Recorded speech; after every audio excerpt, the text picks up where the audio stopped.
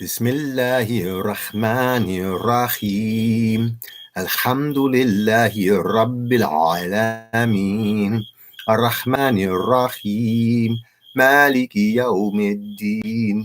Iyyaka na'budu wa iyyaka nasta'in.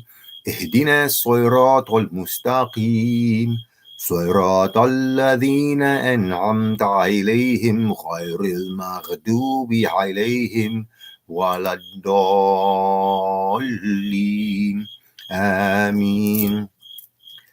بسم الله الرحمن الرحيم. الحمد لله رب العالمين. الرحمن الرحيم. مالك يوم الدين. إياك نعبد وإياك نستعين. اهدنا الصراط المستقيم. صراط الذين أنعمت عليهم غير المغضوب عليهم ولا الضالين آمين. بسم الله الرحمن الرحيم. الحمد لله رب العالمين. الرحمن الرحيم. مالك يوم الدين. إياك نعبد وإياك نستعين. اهدنا الصراط المستقيم. صراط الذين أنعمت عليهم غير المغضوب عليهم ولا الضالين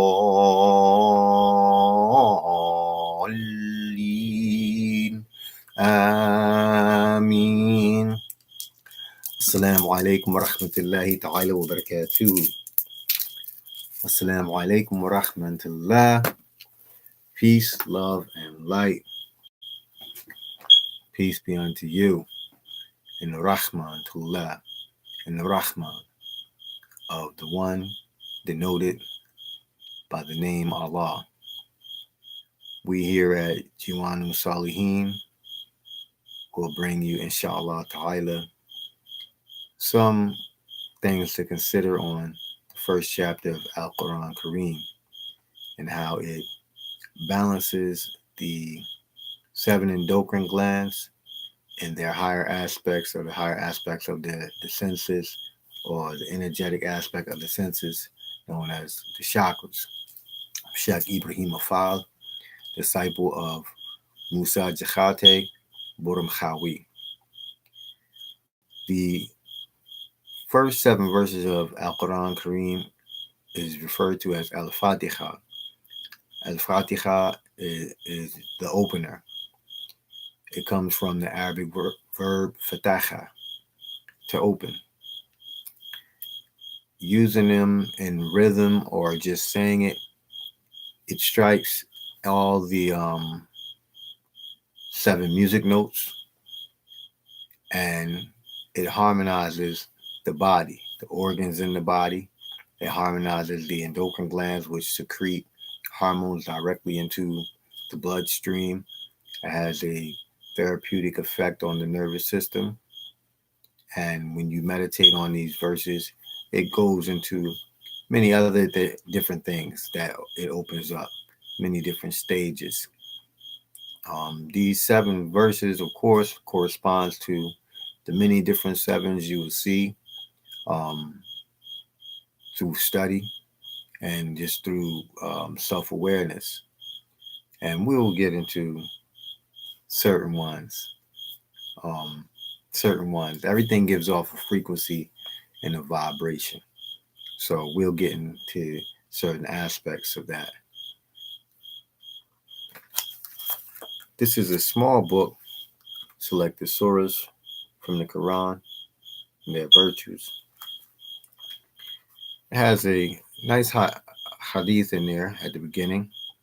It says, the virtue of Surah Al-Fatiha. It is narrated by Abu Sa'id ibn Mu'ala radiyallahu ta'ala an, that he said, I was praying when the Prophet sallallahu alaihi wasallam called me, but I did not respond to him. Then after completing my prayer, I went to him and said, O Messenger of Allah, verily I was praying. He replied, didn't Allah say, answer the call of Allah and the Messenger when they call you to that which will give you life? Then he said, shall I not teach you the greatest surah in the Quran before you leave the masjid? So he took me by the hand, and when we were about to leave the masjid, I said, O Messenger of Allah, verily you said that you will teach me the greatest surah in Al-Quran. The Prophet ﷺ replied, Alhamdulillahi Rabbil Alameen, Ar-Rahman Ar-Rahim, Maliki Yawmiddin.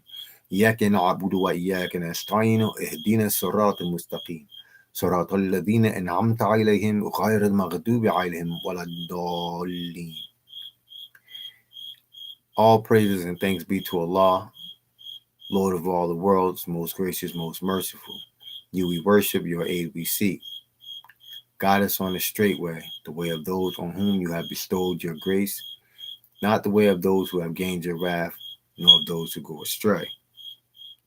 It is the 7 oft-repeated verses in the magnificent Quran of which I have been given. This comes out of Al-Bukhari, number 4474. So in these verses, the rhythms, as I said, strike the music notes. Before we get into that aspect, just a brief on the endocrine system.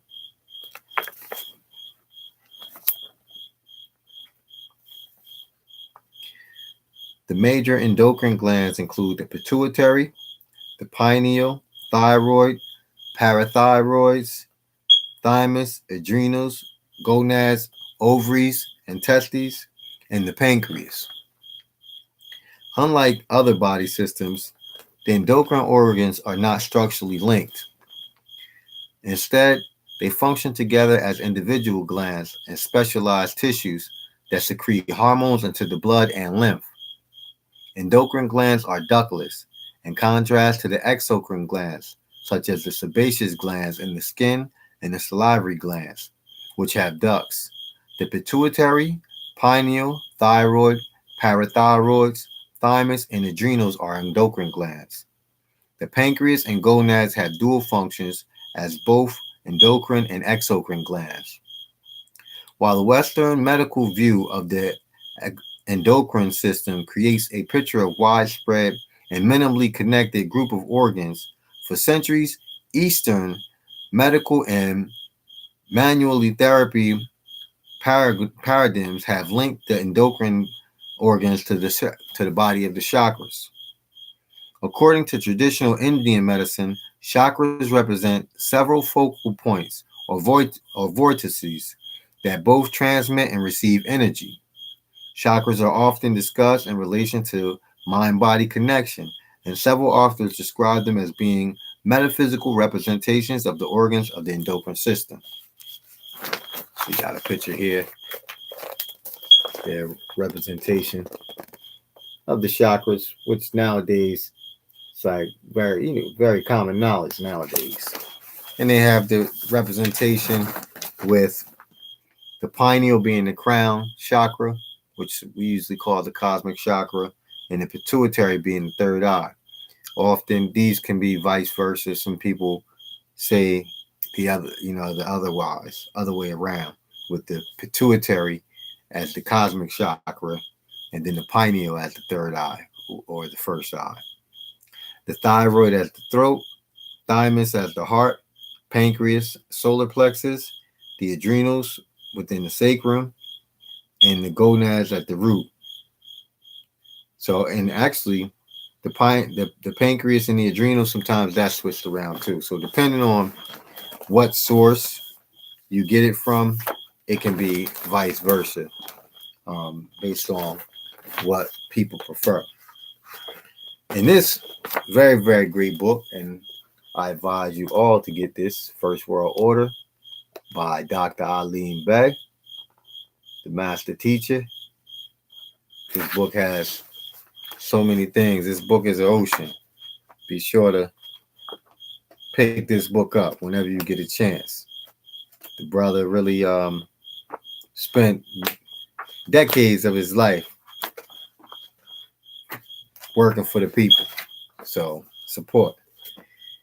So in this book on page 329, he states that sound travels 1,120 feet per second and is merely light slowed down.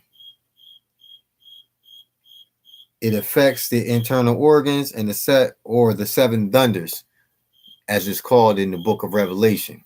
So in the book of Revelation, they refer to the internal organs as the seven thunders.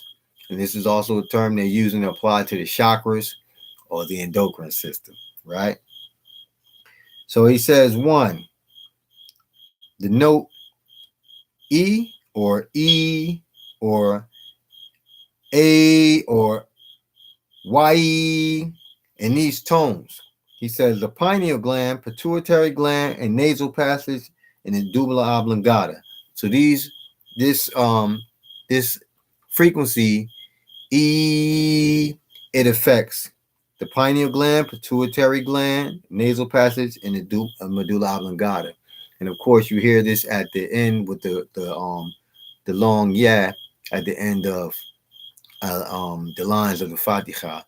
Bismillahir Rahmanir Rahim. So you hear this tone. Then the letter A, which is the ah sound, it affects the thyroid gland, parathyroid gland, lymphatic system, and circulatory system. And of course, you hear this in Ar-Rahman and many other places in the Fatiha. And number 3, the sound ah or ah, it affects the lungs and the heart. The sound ha or sh, it affects the liver, gallbladder, and the pancreas. The sound ka, it affects the kidneys and the adrenals. The sound o or om, or it affects the spleen, the small intestines, and the stomach. And finally, the sound oo, it affects the large intestines and the sex organs. So these are the actual sounds of the music scale. And the music or this vibration has an effect on matter, which I spoke on in one of the prior videos, light upon light or sound modes matter. So all of these have a therapeutic effect on the body. So when you're reciting and you're chanting, it actually works like a tuning fork works. When a person is playing a guitar, before they can play it, it's out of tune. So they get a tuning instrument, and the tuning instrument is already calibrated. So they strike the chord, and then when it's out of tune, they tighten the guitar up until it goes in sync with that tuning instrument. And this is what reciting in Arabic does in tones for the body, because the body is the greatest instrument within all of the worlds. However, it does get out of tune, and you can notice this. And when the emotions become displaced, when you have all different types of feelings, the body is becoming out of tune. Now it needs to be tuned again. One of the greatest ways is silence, which is going into the realm of meditation. Another great thing is to zikrullah. It says, verily through zikrullah does the heart find peace, which means to invocate. So when you chanting these affirmations, this is zikrullah. So it actually tunes the body, and you have a lot of influence on the body, and especially when you don't know about them, they have greater influence on you. You can see this with people like when there's a full moon. The moon, it's reflecting the light of the sun. The sun is electric. It gives off electro and magnetic frequencies. However, the moon is magnetic, so it reflects the photon atoms of the sun, the light. And at the same time, when the moon is full, and it's pulling on the water on the planet Earth, And not only is it pulling on the water on the planet Earth, causing the tides to rise, it's also pulling on the influences on the pituitary, the pineal gland, and all the other glands.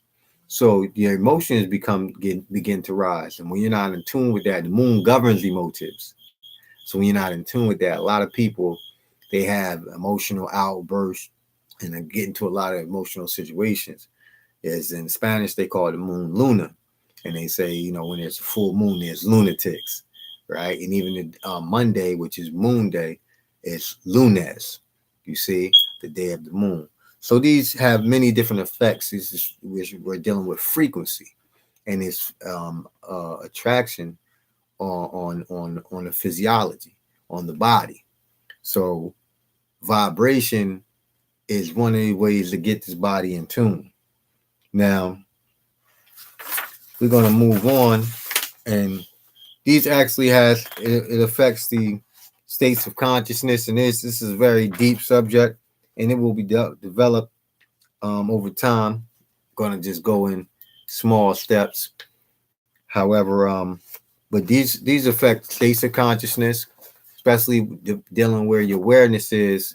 You become less susceptible. But the biggest thing is to have knowledge of yourself, because when you have knowledge of yourself, you understand how, just like the sun and moon have attracting powers on the planet, the sun and moon have attracting powers on your body, which is the planet. You see, everything within the universe exists inside the body in one form or another. So these cosmic forces have many different influences. So when you do certain things, especially as meditation, you do chanting, you see studying and learning about yourself, then you begin to escape the gravitational pull of these different forces. And especially when you get into sciences like Tasawwuf, which is the esoteric aspect of Islam, you understand that there's many different levels of the being, and you know how to engage them psychologically with these different practices, and they're very important. Once you build the foundation, you can go from there, and you affect the different levels of consciousness. So with one of the sevens, we're going to go into the level of consciousness, the 7 different levels of consciousness. Coming from First World Order again, Dr. Alim. Now he's actually going to go into definitions of them. But before I go into the definitions of them, we're just going to state them and going to state the actual different states that they are, coming from a wavelength perspective. So we're going from the chakras, from the base, which is your center of gravity, and we're going to go up to the crown. So number 1, the base or root, it extends to the sacral. And this is interpersonal consciousness, which is your ego spirit, or your lower self. And this is beginning at the beta state. This is the beta state, or the beta wavelength. Number 2, the navel, intrapersonal consciousness. Now this is middle beta state. Number 3, solar plexus. Now this is life consciousness, or collective self-consciousness. And this is the ending of the beta state. So do your research and check out what the beta state of consciousness is and its effects on the body. Now 4, this is subconsciousness. And this is the heart. This is an altered state, and this is the inner heart. And this is when you get into the alpha state of consciousness. Now, the 5th state is the throat. This is super consciousness, and this is the theta state of consciousness. Now, the 6th is the first eye, or the third eye, and this is magnetic consciousness. And this is the delta state. The 7th is the crown, and this is infinite quantum consciousness, or collective unconsciousness, or the soul. Some people call it the oversoul, many different terms for it, the higher self, and this is the delta theta state. So all of these states exist within the psychology of man. So we're going to go and elaborate on them. Dr. Alim Bey further goes on. So now, one, interpersonal consciousness or self-consciousness. It means consciousness of one's own acts or state as belonging to or originate in oneself, aware of oneself as an object of the observation of others. This is like a dream, and it's black and white. 2, intrapersonal consciousness. It means to be aware of one's associations. So this is the intrapersonal, aware of your association. This is what surrounds you, what you're connected to, and this is inward as well as outward, because we associate with not just what we perceive to be outside of us, but it's actually an inner relationship that you actually having with the things that's going on with you that bring forth all these things that's happening around you, because as it is within, it is without. 3 is life consciousness. It means aware of one's own existence, sensations, and environment, capable of thought, will, or perception. It is responsible for collecting information, storing information, and memory, making rational decisions, and causing deliberate behavior. A person who has the tendency to relate to objects in this apparent reality as completely solid. However, the truth of the matter is that everything is light energy. Matter is nothing more than dense light, slowed down, that is crystallized. The consciousness of the average person actualizes the holographic illusion as reality, or APR, apparent perceptive reality. Every 7/10 of a second. So every 10th of the second, we were affirming this through agreements. And this is, you got to play that back to catch with that right there, because he just dropped a whole world on you. 4, subconsciousness. It means underlying awareness. It accepts the messages it receives as true. And this is a very deep point, that the subconscious mind, it accepts whatever it receives as true. So whatever you put in your subconscious mind, whether it's true or not, it accepts it. It's like where you get the term fake it till you make it. Because if you act a behavior, even if you don't have any much money, but you act like you got money, or you don't at this moment, you may not have success, but you act successful. You may not have something, but you say, that's mine. I have it. I deserve it. I have it.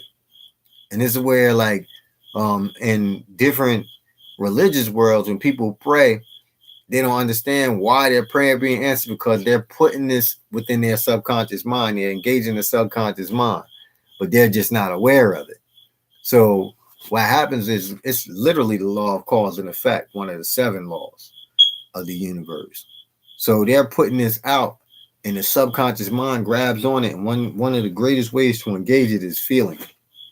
Because when you saying something over and over, and you visualize it, and you put your feeling in it, that's the magic formula. Verbalization, visualization, and feeling. That's the magic formula. So he says that the subconscious mind means underlying awareness. It accepts the messages it receives as true, whether or not they are based on actual facts. It is responsible for regulating the body's functions, such as breathing, memory management, goal seeking, creativity, and automatic behavior. The reptilian brain controls the portion of the psyche called the involuntary system. Superconsciousness, meaning being above or beyond time and space, that which is apparent to the so-called 5 senses. Actually, there's only one sense, and that's feel or touch. Now, we always think about 5 senses, but in reality, it is one, because photon atoms must touch the retina of your eye in order for it to be transferred from an electrical signal to a nerve impulse. You see, the vibrations of sound must touch this small muscle in the ear in order to be transformed from an electrical signal to a nerve response impulse, and then we our perception as hearing. This wave of vibration, the atoms must touch the hairs within the nose that receive it, and then it transfers it into a nerve response, and then we perceive it as what we smell. Something must touch the tongue in order for you to taste it. It must touch your skin in order for you to feel the vibration, and then you perceive it as feeling. So we only in reality have the one sense. The so-called senses exist within limitations with no means of escape. You see?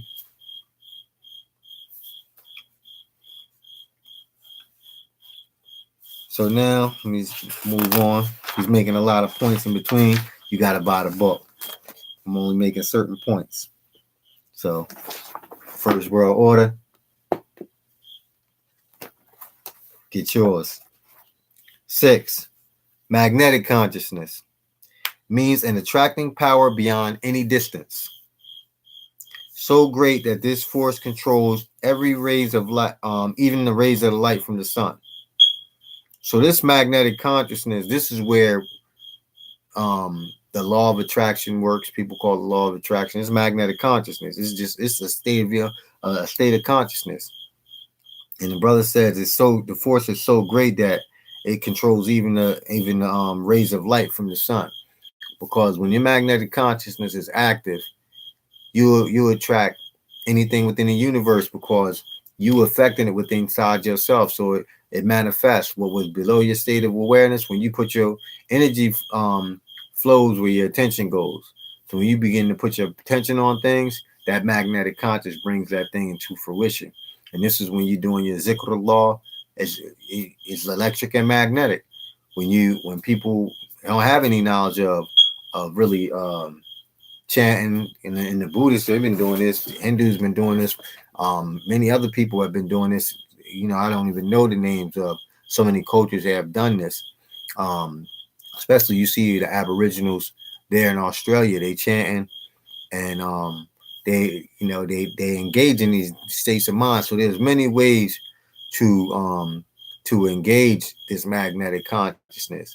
But again, the visualization, putting your feelings into it, and invoking, and you through consistency, you activate those neurological pathways, which are the only pathways of light, because it's light upon light, nur ala nur, and you are just like a magnet, that attracts iron fillings. Anything in the universe can be attracted to the being, because we are the greatest magnet within the universes as well. Everything, magnetism is one of the laws of the. You have the magnetism and gravity, then you have the centrifugal, and then the centripetal force. So these are all forces that actually exist inside the being. The very being's composition is a manifestation of these forces as being conscious, whether you know about it or not. So and then infinite consciousness, which is the 7th level, which means the quality of being unlimited, boundless, existing beyond time and space or quantity. And that's 7th level, of course. First World Order, Dr. Aline Beck. So when you get into doing this practice of Surah Al-Fatiha, all of the above will be engaged. And there are certain formulas, and the practice of zikr, there are many different formulas to engage the levels of consciousness and different levels of being, the different levels of the soul. What I recommend, if you don't know Surah Al-Fatiha, I will teach it, and the proper way to say it. I do give Arabic classes as well, so that all the pronunciation, the makhraj, where the origin of the sound comes exactly where it should come from, and you'll have knowledge on the Arabic alphabet. I do give those classes. I post on Facebook. You can inbox me, and I'll give you that class. I do that class for $25 an hour, and when the way that I teach, you'll get every pronunciation will be right and exact, because I teach it in the ancient ways as it was taught. So that's a very good class. I want to put that out there. If you without having the class, I can still teach you the Fatiha. Only thing that I would stress is that without the class, the pronunciation will not be 100% right and exact. You know, um, but if you do know Fatiha, these numbers I suggest in doing the Fatiha, and this will bring forth the harmony of all of the endocrine glands. It will balance the chakra system. It will open up the chakras as well. And when you go into meditation on it, which is another level, there are more other phenomena that inadvertently happen.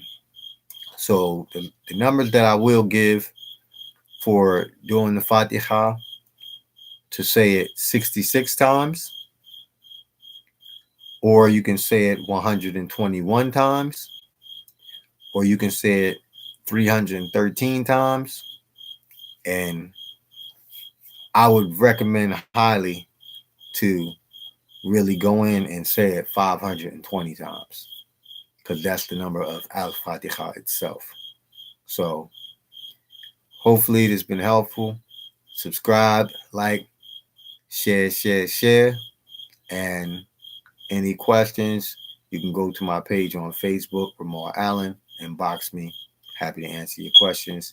Anyone interested in being initiated into the order of Diwaanu Salihin, our Sufi Tariqa, Muradiya, just inbox me. And look out for my sheikhs. Sheikh Musa Jakhate Borum. He's right now in the process of working on PDFs, and we will this year be going into all 99 names of Allah, with PDFs on them, zikrullah, zikr and invocation practices with them, as well as khatims, which are seals. So there's a lot of good things coming. Look out for Sheikh Sahu Mbake, his page. On Facebook is Tony Robinson. He's doing meditations in the morning. He's reading the Sindidi, which is called the Chosen. This is a very, very powerful invocation by Sheikh Ahmadu Bamba, where he invokes all of the Wali Allah, all of the friends of Allah, the saints, and so many prophets he invokes. And this very, very powerful Sindidi is pretty much mentions everything that a person can think about in their life. It invokes that, and he's putting that current out there. He's constantly doing lectures throughout the week, so definitely follow Tony Robinson page on Facebook, because it's constant knowledge of Sheikh Ahmadu Bamba, constant meditation practices, the reading of the Qasides. He's getting into certain books right now. He's doing a class right now. I believe it's a 12-month class for $28 on a very, very, very powerful book written by Sheikh Ahmadu Bamba. So you can inbox him for that. And yeah, if anyone want to show support, you can Cash App Sheikh Ibrahim Fall, money sign, capital S, lowercase HAYKH,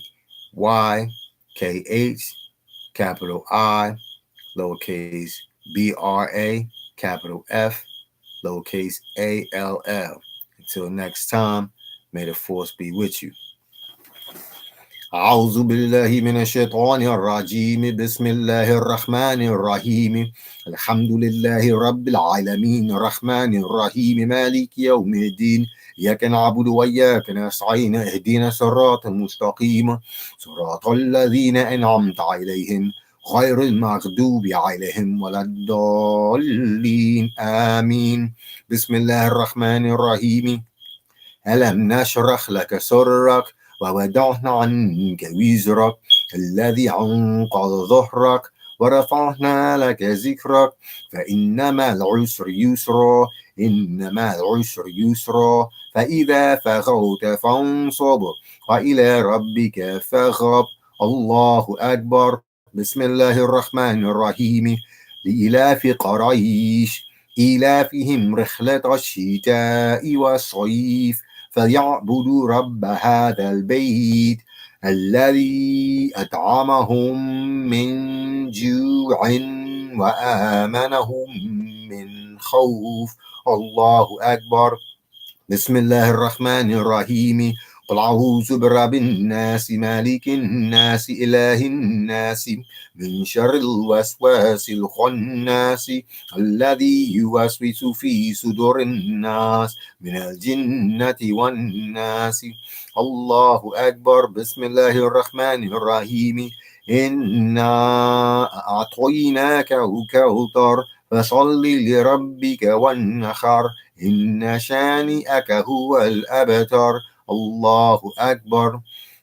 الله لا إله إلا هو الحي القيوم لا تأخذه سنة ولا نوم له ما في السماوات وما في الأرض من ذا الذي يشفع عنده إلا بإذنه يعلم ما بين أيديهم وما خلفهم ولا يحيطون بشيء من علمه إلا بما شاء وسع كرسيه السماوات والأرض ولا يؤوده حفظهما والعلي العظيم.